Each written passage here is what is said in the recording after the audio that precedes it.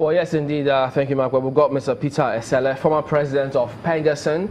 He's also a former member of the task force on petroleum industry bill. Thank you for coming on this morning. Good morning. Well, we know that some senators have said they will investigate this matter. The cash cow should not be treated as a sacred cow. But do you think that this allegation, as it is really what it appears to be? I think it should be, because one doesn't expect a minister of State for Petroleum to write a memo to the president when he's not sure of what he's talking about.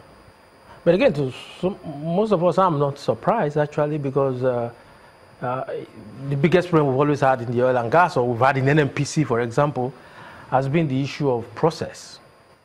This is more like a standard operating practice in such organization. But you've also found out that over a period of time, NNPC act as if it's a government within the government, government of itself. Even so, present-day NNPC. Yes, because if that is not the case, the minister will not be writing a memo like that to the president. You know, the NNPC, before now, the issues have been that there's no board in the NNPC. Maybe that's why they were acting as if they're a government within the government. But now there's a board in the NNPC. Should this kind of issues be coming up? You see, I think we should even be happy that issues like this are coming up, because I'd rather look at the glass as half full rather than half empty. Because now you have this challenge, you now need to ask yourself, how do we deal with this challenge? What do we need to do to make sure that this doesn't happen again? Because if you ask me, in the last administration, there was no board meeting. That's why I said it's been a standard operating practice. It's wrong to do that, but that is something that NNPC have gotten so used to. And that is why NNPC have become so big, and it's difficult for NNPC to also be unbundled, because there are so many people benefiting, so many elites benefiting from the way NNPC is at the moment.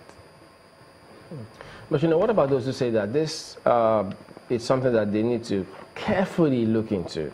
Because once that letter was made public, you also do need to ensure that they look through the process and find out what exactly went wrong. But we'll pick that up in just a moment when we return from this break. Join us again. Welcome back. Let's get on with this. I mean, when they say that this may just be high-wired corporate politics, because some would say, is it that someone who gets to the position of a GMD cannot get in certain people or award certain contracts as a matter of right? No, I don't want to get myself involved in the political side of it. The first thing what I'm interested in, or what we should be asking, what I'm expecting that we should be talking about, is the process. If the process is breached, then there's tendency for there to be abuse. So first is, let's look at the process. The internal working process of NNPC, was it followed? If that is breached, then you move on to the next question you ask yourself is, why wasn't it followed? And then you go beyond that to now ask yourself is, how do we make sure that this doesn't happen again? Of course, if you are hearing PDP talk about it, it's a political party and he wants to win the next election, so they can talk about it. But my own take on all of this is, let's look at the various internal working processes of NNPC. Why was it breached? Which of the processes? Processes of procurement? Take for example, procurement. Promotion. Yes, you also have to look at procurement, you also have to look at contracts, and even if you also look at promotions, which of course is what the minister is talking about.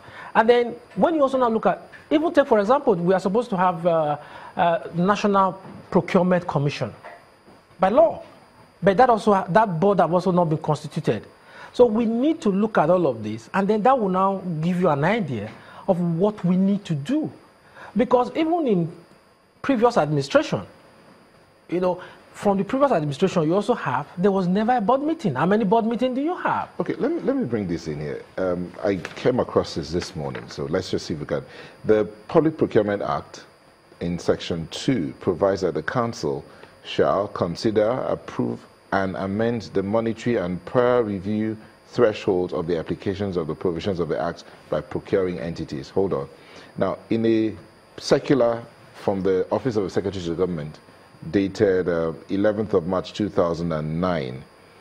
Implementation of approved revised thresholds for service-wide applications and special applications to the Ministry of Petroleum Resources for expenditure related to the Nigerian National Petroleum Corporation, procurement methods and thresholds of application, and the composition of tenders board.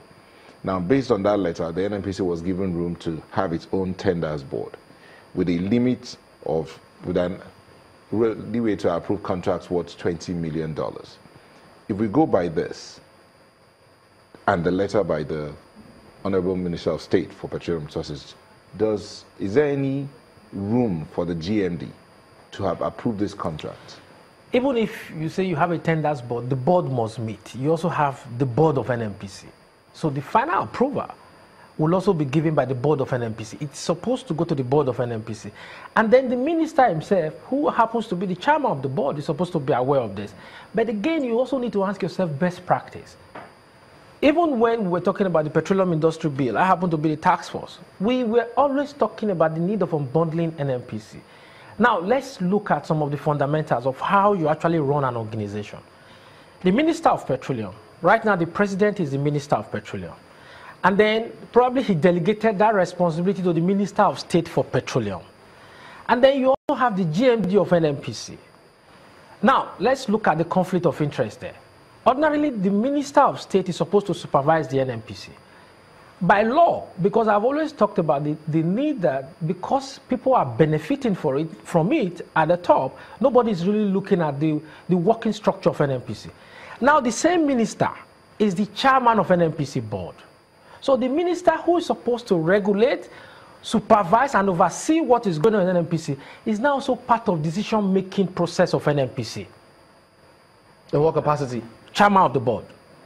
So now you have a conflict of interest there. So the GMD runs NNPC day-to-day management. He comes to the board, he meets his ministers. Why do you have these checks and balances? The checks and balances is to correct any error.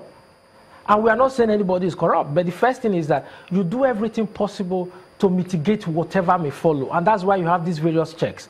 So the GMB makes whatever proposal he's going to make, he goes to the board. And the board says, this is the direction we are going to go. And then it now goes to the minister, and the minister takes it over to the president. So these various checks are supposed to protect the country. But what you have now is that, which of course I'm also against, even Pengasen at the time, we've always talked about it. The fact is that why would the minister also be chairman of the NNPC board? That is what the law says. But we also look at that in itself is also wrong.